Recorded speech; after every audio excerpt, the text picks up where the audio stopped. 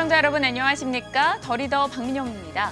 화려한 오케스트라의 선율과 아름다운 노래, 드라마틱한 연기와 춤까지 역동적인 매력으로 관객을 사로잡는 무대 위 종합예술의 꽃은 오페라지요. 하지만 대중들에게 조금은 문턱이 높은 예술 장르란 인식이 있는 것도 사실입니다. 이런 인식을 없애고 대중에게 널리 사랑받는 오페라를 만드는데 앞장서고 있는 분이 있어 모셨습니다. 오늘 더리더는 서울시 오페라단의 최연소 단장이신 이경재 단장님을 모셨는데요.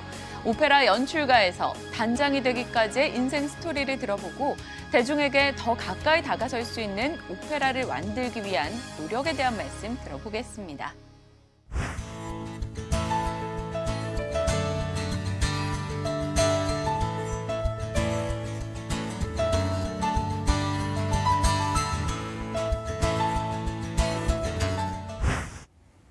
네, 이경재 단장님 어서 오십시오.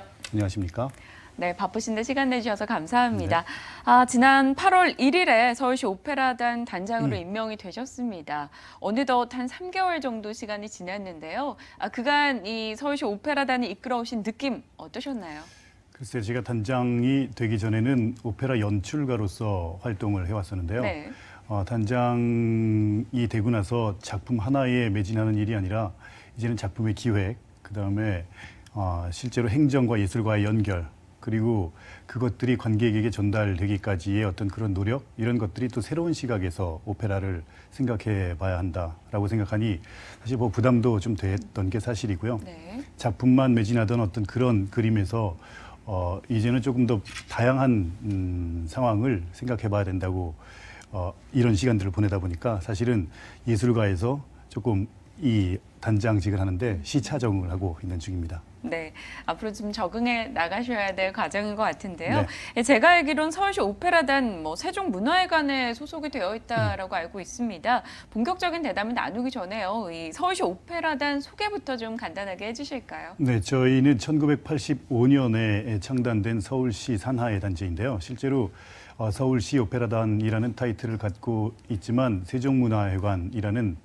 기관 아래 다른 8개의 단체들과 함께 활동하고 있는 예술단입니다. 국립오페라단과 함께 국내에서는 얼마 안 되는 국공립 오페라단 단체이고요. 실제로 서울 시민과 그 밖에 한국의 많은 관객들을 위해서 소위 종합예술이라는 오페라라는 장르를 가지고 시민들한테 찾아가는 역할을 하고 있습니다. 단장님께서는 이 서울시 오페라단의 최연소 단장으로 임명이 되셨습니다. 어떤 점이, 어떤 역량이 좀 주목을 받았다라고 스스로 생각하시는지요? 그래서 뭐 부끄러운 얘기인데요. 개인적으로는 그 최연소라는 이름이 좀 부담스럽긴 합니다. 하지만 40대 중반이라는 나이가 실제로는 제가 여태까지 보고 자라오고 배웠던 저희 선배님들, 그리고 제 40, 50대의 동료들, 또 저희 선생님들, 그 밑에 30대에 이제 활동을 막 시작하는 예술가들, 이런 사람들을 함께 아우를 수 있는 어떤 그런 가교 역할을 할 수 있다는 기대감이 있지 않았나라는 생각을 한번 해봅니다. 그리고 또 하나는 제가 약 11년 전부터 서울시 오페라단과 인연을 맺어왔었는데요. 그것은 이제 매해 운이 좋게 항상 작품을 서울시와 하게 되면서 세종문화회관이라는 어떤 이 기관과의 관계, 또 스태프들과 또 시스템에 조금 익숙했던 점, 그 점이 조금 어필이 되지 않았나 이런 생각을 해봅니다. 네, 앞으로 이경재 단장님께서 이끄는 이 서울시 오페라단 어떤 변화를 맞이하게 될지 궁금해지는데 앞으로 어떤 일을 중점적으로 추진해 나가겠다 이런 계획이 있으신지요? 앞서 말씀드렸듯이 저희 선배님들이, 저희 동료들이 이렇게 해놨던 것들을 저희가 또 잘 이어받아서 또 서포트하고 거기서 더 잘할 수 있는 것들을 찾아보려는 노력을 할 텐데요. 첫 번째는 좀 시민 친화적인 레파토아를 구축했으면 좋겠다. 아직도 오페라라는 장르가 일반적으로 누구나 즐기기에 무엇인가 선뜻 다가가기 어려운 게 사실인데 사실은 오페라라는 장르 안에 그 음악 또는 극의 다양성만 있는 것이 아니라 어려운 것만 있는 것이 아니라 사람들이 아는 부분이 상당히 많이 있습니다.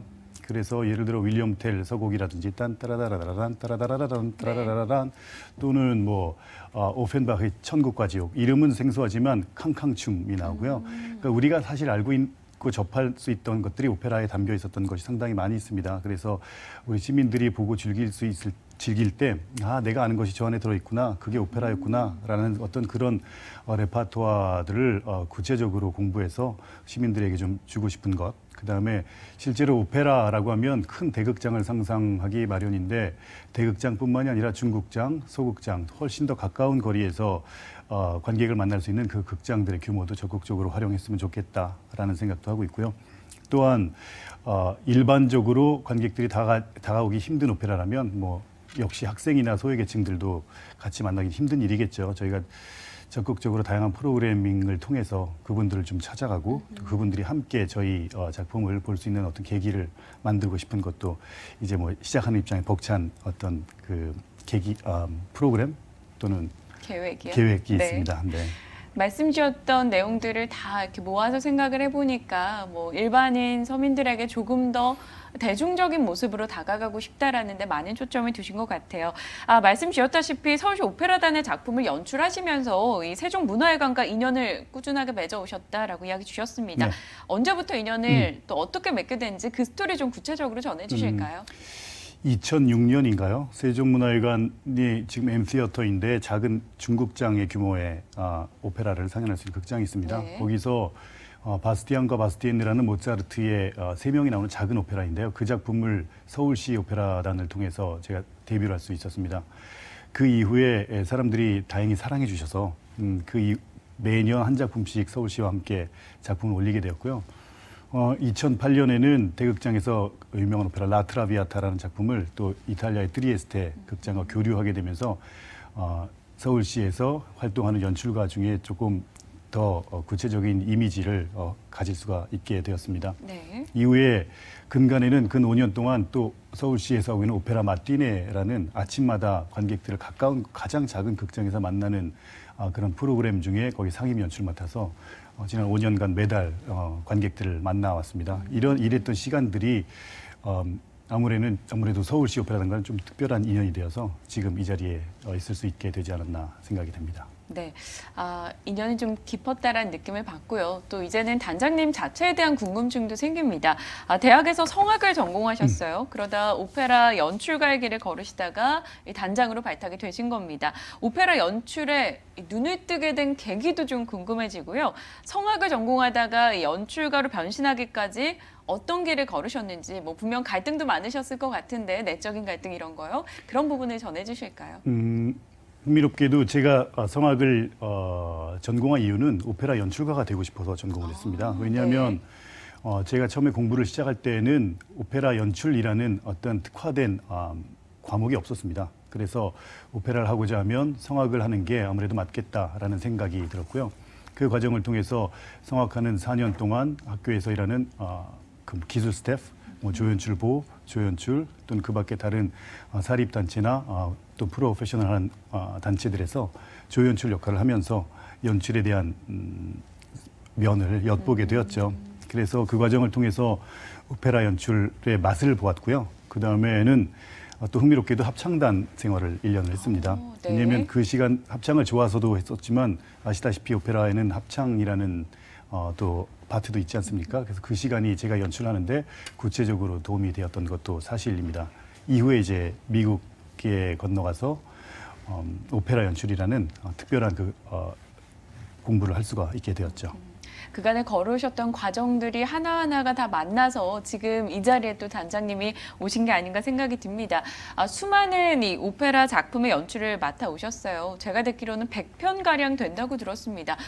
물론 모든 작품에 당연히 애정과 애착이 있겠지만 그중에서도 유난히 애정이 가는 혹은 그 과정들을 겪으면서 이 일화만큼은 정말 머릿속에 아직도 기억이 박혀 있어 라는 뭐 이런 재미난 일화들이 있을까요?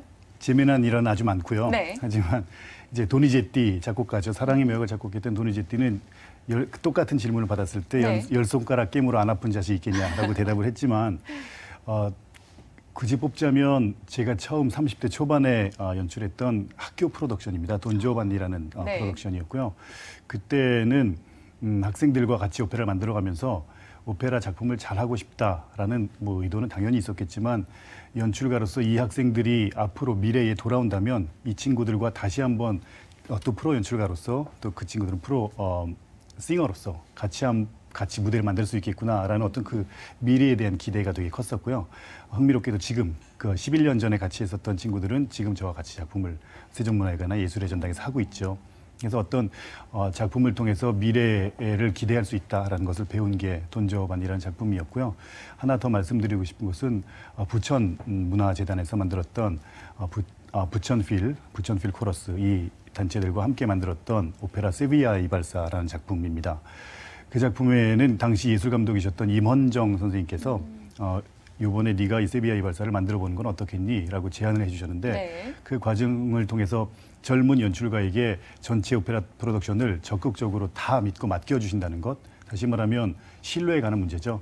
예술가를 예술가로 인정해주고 젊지만 네가 할 수 있다라는 신뢰를 보태줬던 마음이 크게 터치가 있어서 그걸 가지고 예술가들과 성악가, 오케스트라들과 함께 나누면서 좋은 무대를 만들었던 기억이 인상에 남습니다. 말씀하시는 걸 제가 쭉 들어보니까 주변과의 관계에서 오는 힘도 상당하지 않나라는 생각이 들어요. 당연히 좋은 작품을 무대 위까지 올리기 과정에는 지휘자, 성악가, 연주자까지 수많은 사람과 이제 소통하고 그것을 함께 걸어가는 과정이 있기 마련인데요. 이경자 단장님께서 일전에 한 기사를 보니까 관계에 집중하면 해결책이 보인다 이런 이야기를 하셨더라고요. 앞서 말씀 주신 내용과 좀 일맥상통한 것 같습니다. 어떤 의미를 담아서 얘기해 주신 겁니까? 오페라라는 한 공연을 하면 그 동시에 약 200여 명이 되는 예술가들 또는 그 함께하는 스태프들이 움직이게 됩니다. 오케스트라 80명, 합창단 80명, 주조역 20명뿐만 아니라 무대 설치 미술, 조명, 분장 정말로 다양한 사람들이 맞아요. 그 동시에 혼신의 힘을 쏟는데요.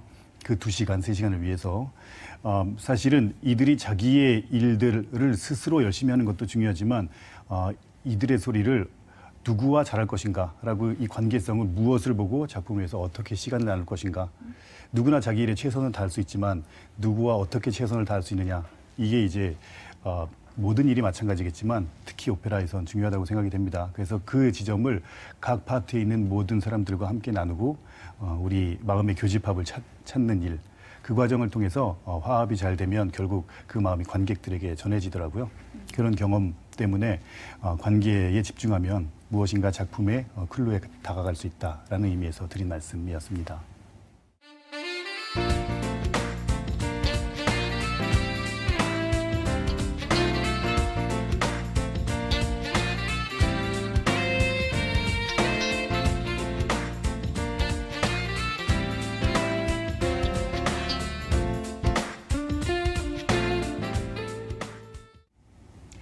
네, 오페라를 만드시는 분 입장에서 보면 늘 고민되는 분이 아마 이 점이 아닐까 생각이 듭니다. 다른 무대 예술에 비해서 예산은 많이 드는데 아직까지 확실한 대중성을 갖췄다라기 보기 어렵다는 거죠. 뮤지컬만큼 대중성을 가져가지 않았습니다. 우리나라에서 가장 크다는 세종문화회관이나 예술의 전당에서 공연된다고 해도 2,000여 석 정도에 불과한 상황이고요. 우리나라 오페라 제작 여건에 대해서 어떤 시선을 가지고 계신지 궁금하네요. 사실은 저희가 오페라 무대를 구성하는 가수나 오케스트라 또는 무대 제작하는 미술가들의 실력은 가히 세계적이라고 얘기할 수 있습니다. 자부할 수 있고요. 하지만 이런 소프트웨어들과 그다음에 작품을 가지고 무대화할 때 가장 어려웠던 점은 역시 이 공연이 이루어지는 이유는 관객 때문이니까요. 우리가 오페라를 접하는 일반 대중이라고 하면 그분들에게는 오페라라는 장르가 가지고 있는 선입견, 그러니까 다가가기 너무 어렵다라는 것이 개인적으로는 가장 힘든 점이 아닌가라고 생각이 됩니다. 일반적으로 우리가 이탈리아의 어딜 폼페이를 가던 로마를 가던 또는 프랑스 파리의 에펠탑을 가면 좋겠다라는 막연한 생각은 하지만 거기까지 선뜻 발걸음이 되어지진 않죠. 아마 그렇지만 어떤 좋은 기회가 돼서 그런 곳을 가볼 수 있다면 정말로 기대했던 에펠탑을 구경하고 콜로세움을 구경하고 이런 것으로 끝나는 것이 아니라 그 문화가 주는 다양성과 신비로운 체험에 아주 깊은 인생의 기억을 가질 수 있지 않을까 이런 생각이 듭니다. 그래서 관객들에게 그렇게 발걸음을 극장으로 할 수 있게끔 저희가 조금 다양한 작품 그다음에 또 오페라로서 관객들이 즐기고 감동을 받을 수 있는 그런 작품이 무엇인지 적극적으로 알리는 어떤 홍보 이런 것들이 좀 필요하다 않을까라는 생각이 듭니다. 가장 힘든 점은 그 관객들의 선입견이 짧은 시간에 움직이지 않는다라는 그렇죠. 것은 자명한 일이죠. 그래서 끊임없이 저희 나무는 항상 그 자리에 있고 그 자리에 찾아왔던 나무 그늘에서 쉬었던 사람들이 있을 수 있다면 저희는 계속 저희 잎사귀를 키워가고 그다음에 그 단풍을 드리고 사람들이 그 시간만큼 오기를 자리를 지켜주는 것도 할 일이라고 생각은 합니다. 네. 어떤 식으로 변화를 주어 가야 될지 바뀌어야 되는 부분까지 언급을 주신 것 같아요. 취임 후에도 관객들과 가까운 거리에서 호흡하면서 다양한 콘텐츠를 제공하겠다라는 점, 소통에 대해서 지속적으로 강조를 해주시고 계신데요. 대중과 거리를 좁혀나가는 이 서울시 오페라단을 만들기 위해서 지금 현재 구상하고 계신 부분이 있다면 어떤 게 있을까요? 저희가 실제로 연간 대극장 작품도 심도 있게 준비를 하고 있고요. 네. 두 번째는 아까 관객과 거리를 좁히기 위한다는 의도에서는 M시어터라는 세종문화회관이 가지고 있는 중극장 규모의 극장이 있습니다. 약 650석 정도 되는데요.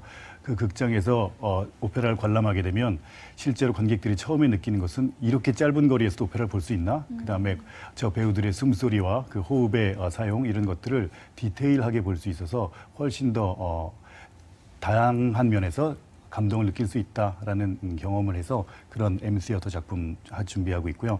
그다음에 더 작은 극장이 또 있습니다. 체인버홀에서 만드는 네. 오페라 마티네 시즌2를 기획을 하고 있어서 이전까지도 해왔지만 조금 더 특화해서 부치니의 작품을 가지고 살롱 음악회처럼 자기를 위해서 방 안에서 노래 불러주는 그런 분위기의 오페라 마티네 부치니 시리즈를 기획을 하고 있습니다.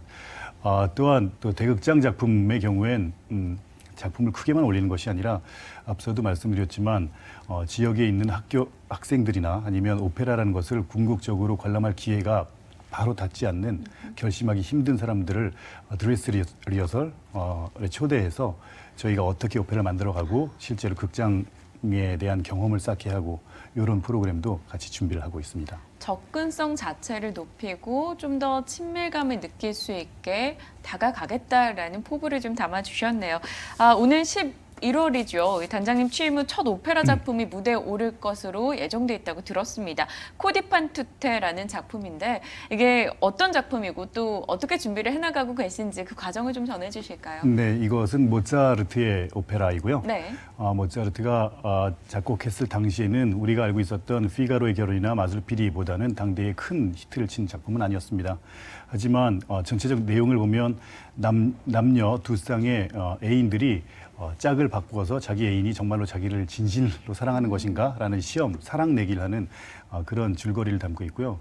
그 줄거리를 재치 있는 모차르트가 자기의 즐거웠던 성격과 마찬가지로 이야기에 재미있는 음악으로 옷을 입혀서 작품을 만들고 있습니다. 저희 서울시 오페라단에서 이번에 기획하는 작품은 당대에 있는 그런 사랑의 가치관 또 우리가 지금도 즐기고 있는 모차르트의 음악을 2017년도 세종문화회관에서도 우리 대한민국의 관객이 이질감 없이 느낄 수 있게 전반적 환경을 현대로 재조명했고요.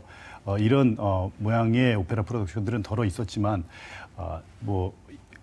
스타일샵, 지금 청담동이나 이런 어떤 곳에서 유행하고 있는 부티크샵 이런 배경을 통해서 실제로 1780년대에 있었던 그림도 2017년으로 새롭게 재조명해서 투영될 수 있다라는 어떤 그런 것들도 보여주고 싶어서 또 우리가 그 당시에 있던 사랑이나 지금에 있던 사랑의 가치나 시대를 초월해서 공존하고 있다라는 메시지를 현대적으로 담아서 보여드리려고 합니다.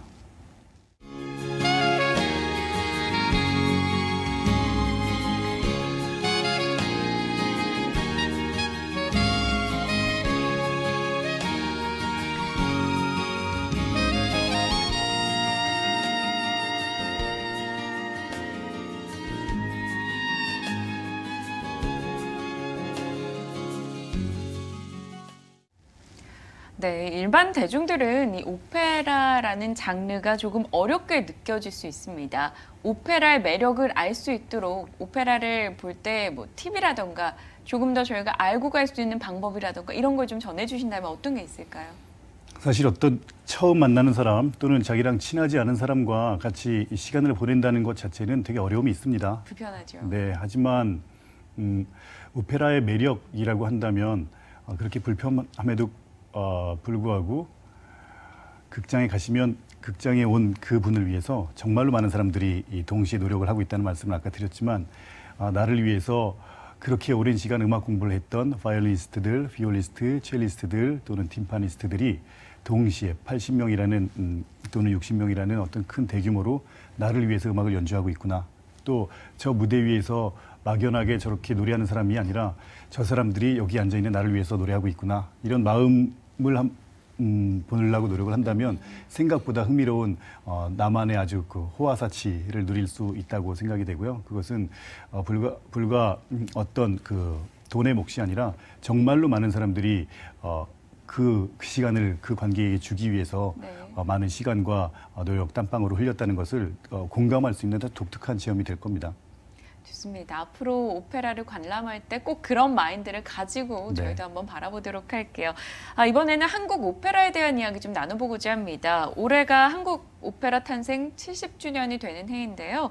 아직까지 국민 오페라라고 불릴 만한 작품이 등장하지 않았다라는 평가 등도 나오고 있습니다. 세계적인 수준으로 가기까지는 갈 길이 조금 멀다라는 시각도 있고요. 한국의 창작 오페라 발전을 위해서 어떤 점들이 더 추가됐으면 좋겠다, 아니면 어떤 방향으로 갔으면 좋겠다, 뭐 바라는 점이 있으시다면요. 실제로 세계 오페라의 역사는 400년이 넘습니다. 하지만 아까 말씀하셨다시피 70년이라는 한국 오페라의 역사에 비하면 70대 할아버지와 이제 10대 이제부터 더 기계를 펴고 싶어하는 어떤 그런 비유가 될 수 있을 텐데요.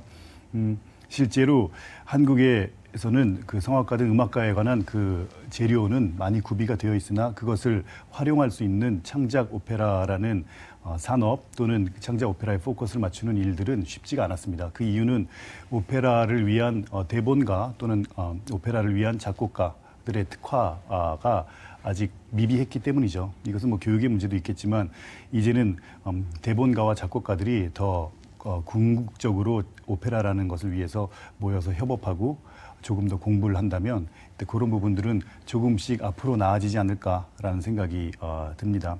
아울러 우리 한국적인 소재를 찾는 노력은 사실 지난 70년을 통해서 있었지만 이제는 작곡가들이나 대본가들도 한국적인 것이 아니라 이미 한국에 살고 있으니 한국적인 것을 주장할 필요는 없죠. 네. 왜냐하면 우리가 하고 있는 것 자체가 서양 음악이라는 전제하에 그분들이 하는 것 자체가 한국적인 일이라 어떻게 대본가와 작곡가들이 소프트웨어를 이해하고 쓸 수 있는 구조에 대한 학습이 좀 구체적으로 좀 많이 필요하다. 그랬을 때 아마 창작 오페라가 조금 더 나아지지 않을까 이런 짐작은 해봅니다. 요즘은 또한 음악 프로그램에서 이 오페라 가수들이 경연에 나와서 이 다양한 성악가 오페라 곡들도 많이 소개를 하고 있는 상황입니다. 그래서 그나마 이 많은 대중들에게 조금 더 친숙하게 다가가고 있는데요. 앞으로 대중에게 뭐 사랑과 뭐 관심을 바라는 의미에서 당부의 한 말씀 주신다면 어떤 이야기 해주실까요? 음악 그리고 이야기 이런 것들은 우리들이 사는데 필수 불가결한 일입니다. 네. 그렇죠? 그리고 우리가 어렸을 때부터 노래 부르고 노래 듣고 이야기하고 책 읽고 이런 것들은 상당히 좋아했고 어머니들도 나의 아이들이 그런 걸 보는 걸 참 좋아했습니다. 그런데 그런 환경에 있다가 우리가 점점 크면서 환경에 적응하고 또 세상에 적응하면서 그런 순수하게 노래 듣고 노래하고 이야기 나누는 것을 즐기는 마음을 잃어가는 게 조금 안타깝다. 게다가 이제 공연장이라는 벽이 너무나 높다 보니까 발걸음하기에는 다소 심리적으로 불안한 감이 있지만 그 안에 들어오시면 예술가들이 정말로 따뜻한 마음으로 오신 분들을 위해서 노래하고 연주하고 이야기해주는 그런 곳이 바로 공연장이고 또 오페라 무대입니다. 그래서 여러분들이 몸과 마음을 내셔서 무대를 찾아주신다면 그런 다양한 다른 사람들과 따뜻한 마음을 나눌 수 있는 독특한 체험을 할 수 있는 것이 오페라의 극장이라고 생각을 합니다.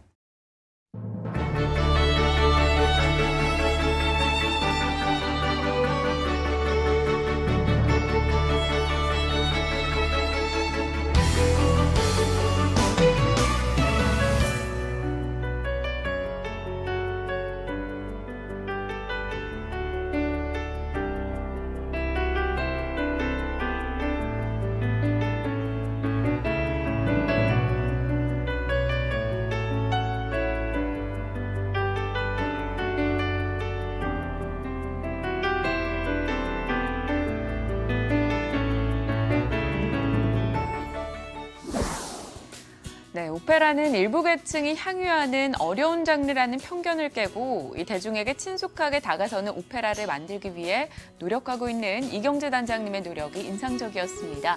원작의 감동과 음악의 완성도는 지키면서도 대중들이 환호할 수 있는 창의적인 시도와 해석을 통해 더욱 많은 사람에게 사랑받을 수 있는 작품을 선보여 주시길 기대하고 또 응원하겠습니다. 오늘 함께해 주신 서울시 오페라단 이경재 단장님 고맙습니다.